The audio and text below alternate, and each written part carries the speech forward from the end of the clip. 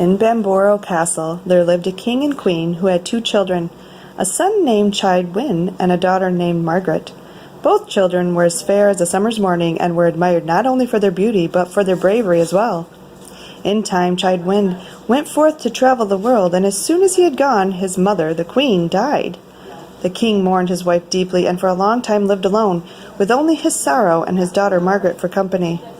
One day, while he was hunting, he chanced to meet a magnificently beautiful enchantress. He fell instantly in love and sent word that he was bringing a new queen to Bamborough Castle. He was startled to hear that she would soon have a new mother, but she was pleased that her father should be so happy. On the appointed day, she greeted the king and his new queen at the gate, with the keys to the castle in her hands. Princess Margaret bowed low and said sweetly, "Oh, welcome, father dear, to your halls and bowers, and welcome to you, my new mother. All that is here is yours." So graceful and beautiful was Margaret that a knight of the escort murmured admiringly, "Surely this princess is the loveliest of her kind." The queen flushed with jealousy and snapped, "You would do well to remember who is now the mistress of this castle." And to herself she murmured, "We'll just see how lovely this child can be." The same night the queen stole soundlessly down to the castle's lonely dungeon, and there in the deep darkness she did her magic. 9 times 9 she passed her arms in front of herself, and 3 times 3 she chanted her magic spells. Into the darkness she whispered, "I will you to be a loathsome dragon, and return you never shall be, until Chidwind, the king's own son, comes to the hew and thrice kisses thee."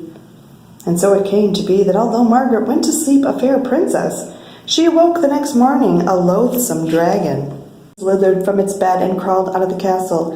It winded its way to a giant rock called the Spindlestone Hew, around which it coiled itself. And soon the country round about had reason to know of the loathsome dragon of Spindlestone Hew, for hunger drove the monster from its resting place to wander the kingdom, devouring all in its path. People went to a mighty warlock to ask how to rid themselves of this frightening beast. The warlock consulted his book of magic and his scrolls of knowledge.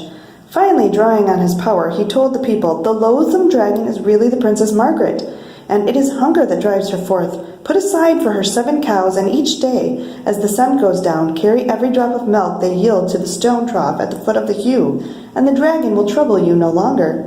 But if you will be that she will be returned to her natural shape, and that she who bespelled her be rightly punished, send over the seas for her brother Chidwind." Done as the warlock advised, the loathsome dragon lived on the milk of 7 cows, and the country was troubled no longer. When Chidwind received word of his sister's fate, he swore a mighty oath that he would not rest until he had rescued his sister and had taken vengeance on the witch who had cast the spell. 33 of his men took the oath with him. They built a great ship with a keel made of the magic rowan tree, and when all was ready they set sail for Bamborough Castle. When the queen learned of Chidwind's approach, she summoned her magical wraiths and commanded, "Raise storms, O bore the hull to sink his ship." Chidwind must never touch shore, but the ship's keel made of the rowan tree protected it against the queen's power. "Ah, so Chidwind comes prepared," the queen thought scornfully. "Let's see how well he can fight his own sister." 9 times 9 she passed her arms in front of herself, and 3 times 3 she chanted her magic spells, and when she had finished, she had cast a new spell. So long as Chidwind was on the sea, the loathsome dragon would wait by the entrance of the harbor and keep him from the land. The dragon slipped into the sea and ensnared the ship within its coils, and thus held it offshore. Chidwind thought, "This dragon cannot be Margaret, for she would never oppose me so." 3 times 3, Chidwind's attempt to land, urging his men to row bravely and strongly, but each time he encountered the loathsome dragon. Finally, Chidwind ordered the ship to be put about. The queen laughed triumphantly. "So much for the brave and fearless Chidwind. Margaret shall remain the loathsome dragon forever." However, had not truly retreated, but had only rounded the next point to land safe and unseen at Buttle Creek. Seeing the loathsome dragon perched atop Spindlestone Hew, he rushed forth, sword in hand. The loathsome dragon watched him advance, and yet did nothing. Still not believing the beast could be Margaret, Chidwind was about to thrust his sword into the dragon's scaly side, when the voice of his sister came from the dragon's jaws, saying, "Oh, quit your sword, forget your fear, and give me kisses 3. For though I am a poisonous beast, no harm I'll do to thee." Chidwind stayed his hand, not knowing what to think. Was there some witchery or not? Again the loathsome dragon beseeched, "Oh, quit your sword, forget your fear, and give me kisses 3. If I'm not one ere set of sun, one never shall I be." Surely this was the most hideous creature Childwind had ever seen, and yet, just as surely, he knew it was his sister's voice that came forth from this awful mouth. Hesitantly, he approached the monstrous creature and abruptly brushed his head with his lips.